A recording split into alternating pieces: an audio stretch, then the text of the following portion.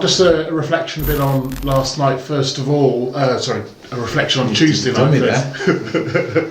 A reflection on Tuesday night, first of all. And one of the stats that was given me, that was an average out of the amount of running that your team did was somewhere over 11 kilometres. Sort of explain to us, the significance of something like that.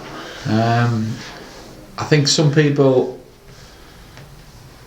stats can give you a false perspective of what a game looks like, but on the whole we are a hard working team.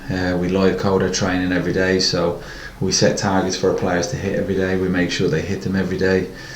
You can't there will be certain individuals. Today was a good example. We worked where we know certain players are going to be down because of the tactical work we do, so we top them up after training. So we know going into every game that are statistically speaking, their physical stats are very good. They were particularly good on Tuesday. Whether that was the change of formation or the game itself, I wouldn't like to say just yet, but it's something we take great pride in. And I guess it's how you interpret stats. We were talking beforehand, weren't you? And it could be, and it wasn't this case, but it could be a player's chasing the ball all day.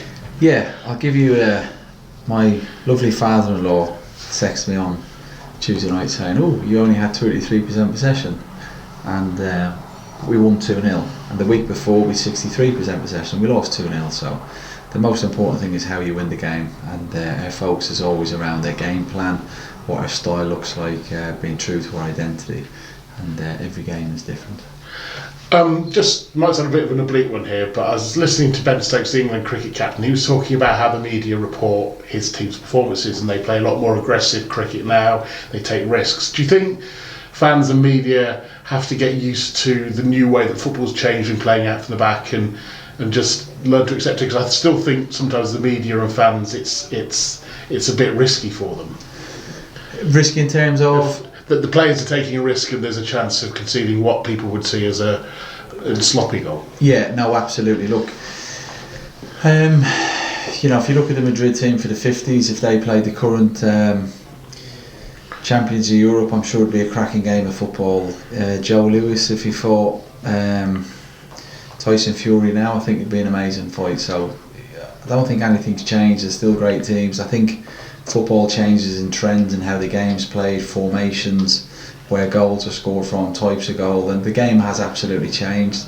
Academies have changed completely now if you look at the way they're set up. So I think football and sport's constantly evolving, but the great players of yesteryear and the great players of today, there's still a great player is a great player, and I think players from years gone by would still be outstanding in today's game, and likewise the great players we have today. So but I think there's a little bit of a more emphasis on the type of football. But I had a really good conversation with somebody very close to me the day before the Derby game, and somebody who's managed over 1,000 games, and we talked about making the game real, being competitive, how your attitude can define your approach and the end result to it, and that doesn't change at all, that doesn't go away, and that's why I feel we won the game on Tuesday more than anything, was our mental and approach to what we want to do and what it was going to look like, and we probably lacked that a little bit the week before.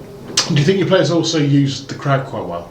I thought it was amazing. I think there was no doubt about it played into our hands. I keep saying this, the crowd have been phenomenal home and away, as they have been for years gone by as well, there's no doubt about that, but it certainly helps. We're very aware of that. I watched a team on TV last night that were well in a game, always in a game, and the crowd turned on them, and one player in particular was getting booed when he touched the ball, and I thought that's a really horrible experience to go through, and I thought that's not going to help anybody.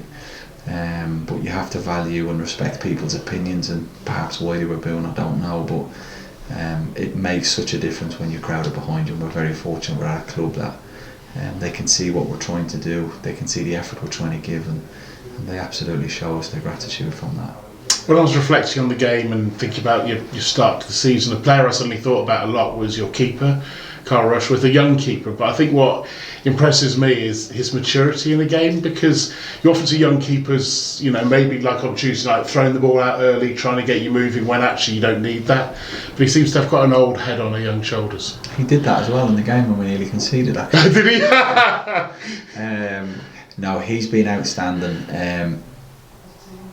I always said I want to talk about individuals, but you asked me a question.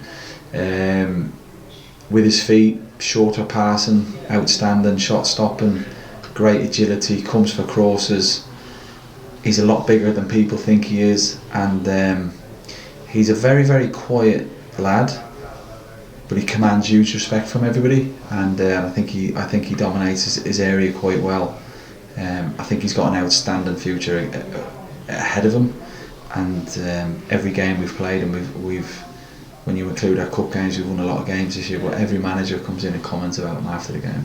Where are you with injuries? I feel like I need a list in front of me, but obviously Teddy Bishop obviously coming out injured, Joe Walsh not being available, Danny Mandrew, is he close to them three that come to mind?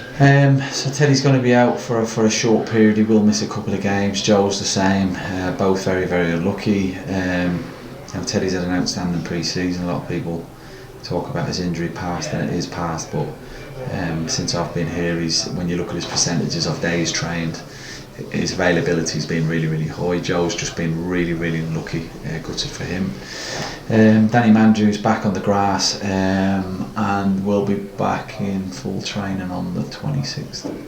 Okay, and what about Bristol Rovers? You talk about having to use the home crowd. You're going to go to a place that's can be quite a fierce crowd there at Bristol Rovers at times. Yeah, great football in City, two great clubs there. Off the back of a great year last year, an outstanding manager, great experience behind him. So I keep saying this. I think every game is a tough game, and I don't want to say that as a cliche, because going to Cambridge, I felt as confident as winning as I did against Derby, and people's expectations may have been different, and people think, well, we lost at Cambridge but won at Derby, so it's just an incredibly tough game, tough place to go, but we'll go there with the full intention of getting 3 points.